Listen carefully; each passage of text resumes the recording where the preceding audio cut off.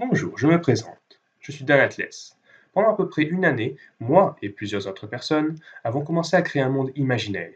Le déroulement de cette création se trouve dans mes précédentes vidéos. Vous pouvez bien entendu aller les visionner, mais il faut savoir qu'elles sont un peu chaotiques et ne rassemblent pas tous les détails qui composent ce monde. Cette vidéo a pour but de synthétiser et de regrouper toutes les idées déjà proposées. Pour ceux qui me connaîtraient déjà avant cette vidéo et qui auraient participé à la création du monde, j'ai pris des libertés et des décisions qui peuvent aller à l'encontre de ce que vous m'avez proposé. Mais j'ai fait ça dans un seul but, celui de rendre notre univers le plus cohérent possible. Voici donc l'histoire de notre univers, l'histoire de Thanatopia.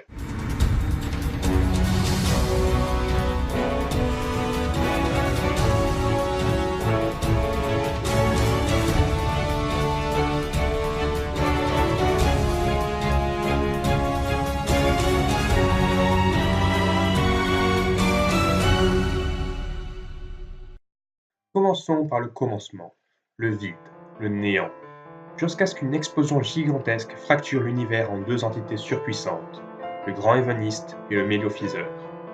Ces deux entités, à peine apparues, voulurent rentrer en contact. Elles étaient tombées dans le plus pur des amours. Mais, chaque fois qu'elles tentaient de se rapprocher, une explosion les séparait. Elles s'y reprirent plusieurs fois, mais rien n'y faisait. Leur amour impossible se transforma en une série d'explosions qui dura quelques milliards d'années, leur perception du temps n'ayant rien à voir avec la nôtre. De cette danse naquit les dimensions, les galaxies, les planètes.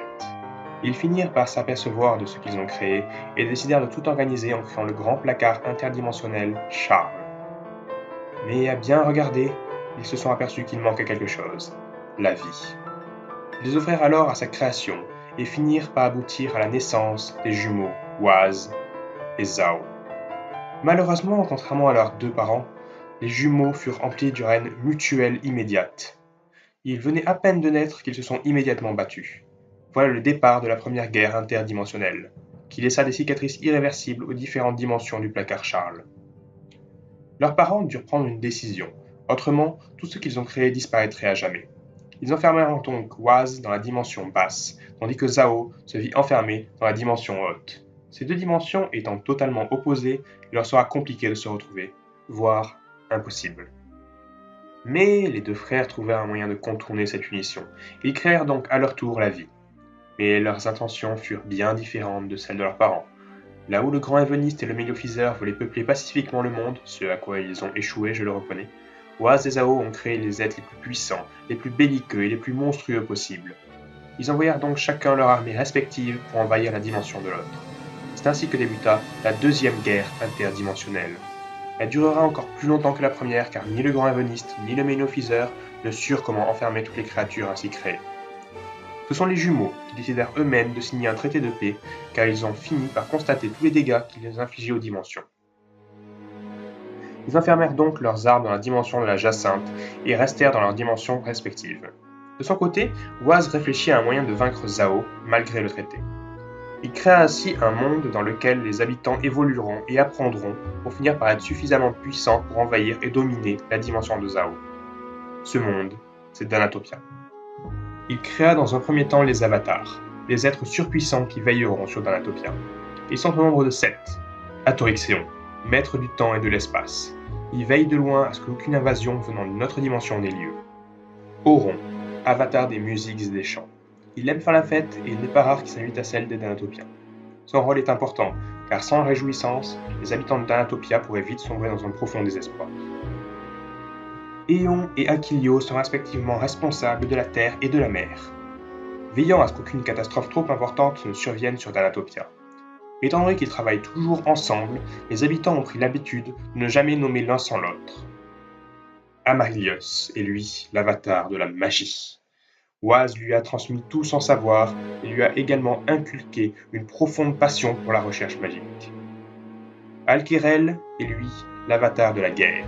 Waz a créé Thanatopia pour concevoir l'armée la plus puissante de toutes les dimensions.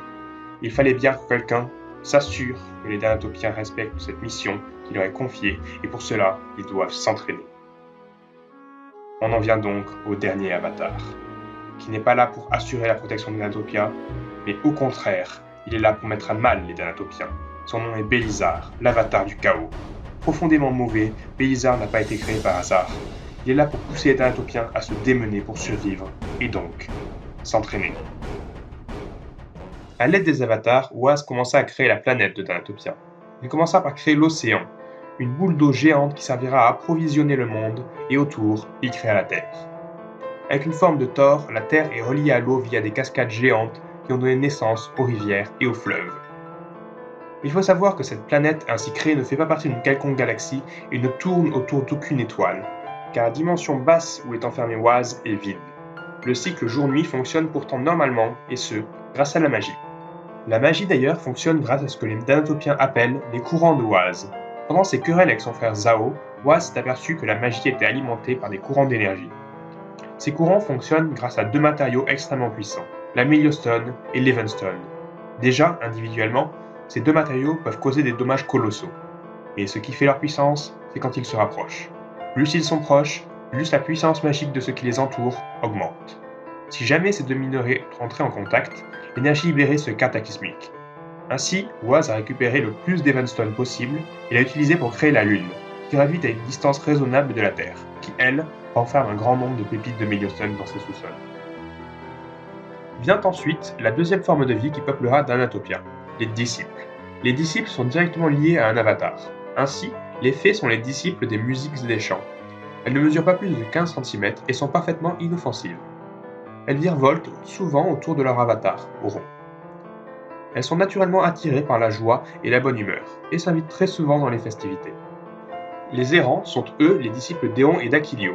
Ils peuvent prendre l'apparence de différents animaux, ce qui fait qu'on ne les remarque que très rarement. Ils parcourent le monde pour s'assurer qu'aucune catastrophe ne risque de le chambouler.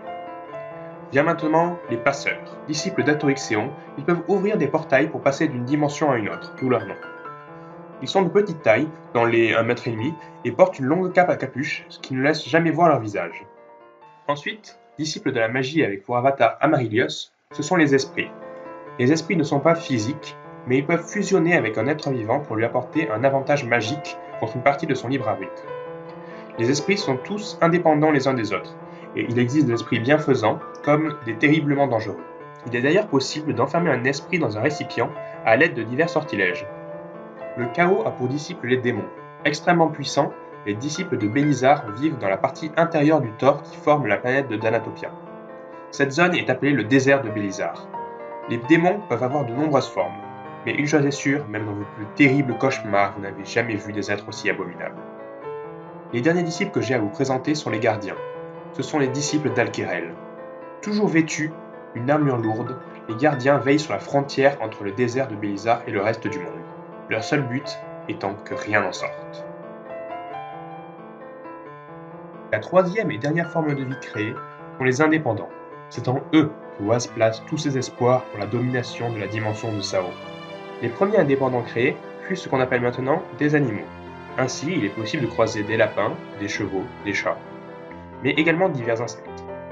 Mais ce n'est pas cela qui nous importe, car les indépendants en qui Oaz place ses espoirs se divisent en 5 races bien différentes qui possèdent chacune leur propre pouvoir racial. Premièrement, les Angémons. Physiquement, ils ressemblent beaucoup à nous autres, humains, mis à part leurs cornes uniques qui poussent d'un côté de leur crâne et leur œil injecté de sang. Leur pouvoir racial, la magie pissenlit, leur permet d'invoquer des ailes qui servent à voler et à se déplacer plus rapidement. Mais surtout, activer leurs ailes leur permet d'augmenter leur puissance magique et physique, ce qui parallèlement accentue leur soif de sang. Les Angémons sont sûrement la race qui maîtrise le mieux la magie, mais sont également une race très orgueilleuse, à tel point qu'ils se considèrent comme la race supérieure ultime de Danatopia. Vient ensuite les Fagors. Ours humanoïdes pouvant atteindre 3 mètres de haut, cette race vit dans les zones glaciaires, et, en plus de leur force physique sans égale, ils possèdent un pelage qui repousse les courants de Oaz, les gênant ainsi dans leur apprentissage magique, mais surtout, ce pelage leur permet de se protéger de la magie. Il existe cependant des Fagors sachant utiliser la magie, ils sont appelés les chamans, et ils sont sûrement l'une des créatures les plus puissantes de Danatopia. Les Xevs, à présent, sont de petites créatures frêles qui ont longtemps servi d'esclaves aux Angémons. Mais à partir du moment où les Xevs ont découvert la Meliostone dans une mine, tout bascula, car les Xevs sont doués d'une très grande intelligence. De ce fait, ils comprirent très vite comment tirer parti de cette découverte et brisèrent leur chaîne. Ils construiront nombre de machines qui leur faudront une très bonne place dans la course à la puissance que se livrent les Danatopiens. Ensuite, les Tulotorkag. Créatures très discrètes, les Tulotorkag vivent dans des marécages. Ils sont capables d'invoquer une toupie qu'ils utilisent pour tout et n'importe quoi. Ils sont aussi des fanatiques religieux, et ils feront tout pour satisfaire les avatars. Ils ont de l'énergie à revendre, leur seul défaut c'est d'être un peu simplés et crédules, mais leur capacité magique et physique ne les laisse pas sans défense. Et pour finir, les seigneurs gris. Ces êtres à demi-insectes vivent dans le désert et ont pour pouvoir l'anti-magie et l'arrachage d'âme. L'anti-magie est, comme son nom l'indique, une méthode qui permet d'empêcher la pratique de la magie. L'arrachage d'âme, quant à lui, permet de priver un individu de toute volonté. Les seigneurs gris utilisent cette pratique pour créer les esclaves gris. Ils peuvent également se nourrir de l'âme ainsi arrachée. Il est maintenant temps de parler de l'utilisation que font les Danatopiens des courants de Oise, autrement dit, de la magie. Parlons déjà des pouvoirs raciaux. La magie pissenlit est le pouvoir racial des Angémons, celle qui leur permet d'invoquer leurs ailes. Les Toultorcales utilisent la magie artichaut pour invoquer leur toupie, et les seigneurs gris pratiquent l'arrachage d'âme et l'anti-magie grâce à la magie de la belladone. Ces trois magies sont propres à leur race et s'apprend plus ou moins instinctivement, ce qui n'est pas le cas des suivantes. En effet, les magies dont je vais vous parler maintenant nécessitent ce qu'on appelle l'ouverture. L'ouverture consiste à ressentir les courants de Oise, et pour cela, il est possible de méditer longuement, très longuement, car pour les moins doués, cette méditation peut durer plusieurs dizaines d'années, et il est très rare de voir des individus y parvenir en moins d'1 an. La méditation, cela dit, n'est pas le seul moyen pour y accéder. On peut accélérer le processus en se privant de nourriture, certains même utilisent la torture. Il faut savoir également que toutes les races ne sont pas sur un pied d'égalité en ce qui concerne leur lien avec les courants de Oise. Les Angémons et les Toultorcales sont plutôt à l'aise avec ça, viennent ensuite les seigneurs gris, puis les Fagors, qui ont vraiment du mal, et enfin les Xèves qui ne les ressentent absolument pas. Une fois l'ouverture pratiquée, on peut s'entraîner aux diverses magies, mais cela n'est pas non plus une partie de plaisir. La pratique magique la plus célèbre est l'Amaryllis. Elle peut permettre de maîtriser le feu, la foudre, d'utiliser la télépathie et même le contrôle mental, ou même de pratiquer la lévitation. Il est possible de se spécialiser dans les diverses branches de l'Amaryllis. Ainsi, les mages de combat se spécialiseront dans la catégorie de l'Amaryllis albizia et auront une maîtrise du feu quasi parfaite ainsi que de la foudre. Les mages spécialisés dans l'Amaryllis volubilis auront un très fort potentiel à imposer leur volonté dans l'esprit des gens et peuvent communiquer par télépathie de très loin. Et enfin, les mages spécialisés dans l'Amaryllis picralida développent le pouvoir de lévitation, ce qui est utile lors de la construction de bâtiments. Il existe également d'autres types de magie. La plus connue après l'Amaryllis est la magie de la jacinthe. Elle permet à l'aide d'une pierre dimensionnelle, matériau que seuls les passeurs savent fabriquer, d'invoquer pour une durée limitée des armes enfermées dans la dimension de la jacinthe, dimension qui regroupe toutes les armes de la Seconde Guerre dimensionnelle. Une autre magie, la magie de la rose, se base sur l'utilisation du sang. En manipulant le sang, le mage de la rose peut invoquer des armes, en fonction de ses connaissances et de la puissance du sang utilisé. Le sang le plus puissant étant celui d'un être ayant pratiqué l'ouverture. C'est pour cela que nombre de mages de la rose utilisent leur propre sang. Voici toutes les informations sur la création de Danatopia. Pour les idées non retenues, ce ne sont pas qu'elles sont forcément mauvaises, simplement que je ne pouvais pas tout prendre au risque de faire une soupe indigeste. Je remercie grandement toutes les personnes qui ont participé jusqu'ici et souhaite la bienvenue à tous les nouveaux. La prochaine fois, nous traiterons de l'histoire de Danatopia. Et comme c'est l'esprit de la chaîne, je vous propose de m'écrire dans les commentaires quel événement marquant pourrait se dérouler dans ce monde. J'ai personnellement plusieurs idées et j'attends les vôtres.